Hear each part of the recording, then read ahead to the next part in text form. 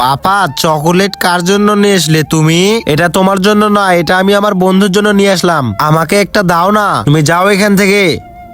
এই যে শোনো, তুমি কি লুকাইলে? আরে ও কিছু না, বাথরুমের টেপ চালু হয়ে গেছে, তুমি একটু বন্ধ করে দাও। ঠিক আছে, দাঁড়াও মাম্মি।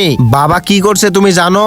এটাই সুযোগ, তাড়াতাড়ি গিয়ে দরজাটা লাগিয়ে দেই। হ্যাঁ, কাজ হয়ে গেছে, এবার চকলেট দিব।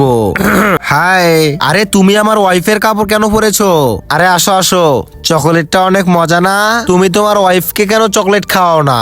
আরে তুমি ওর নাম নিও না, ওকে একদম ভাল লাগে না। আর ওকে দেখলেই তো আমার মনে হয় ওকে যদি চকলেট বানিয়ে একদম এরকম করে খেয়ে ফেলতাম।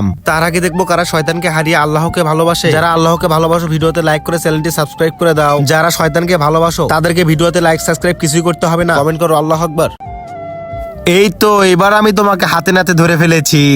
আহা, বাবা তো শেষ। তোমরা দুজন আজকে সারাদিন টয়লেটেই বসে থাকবে।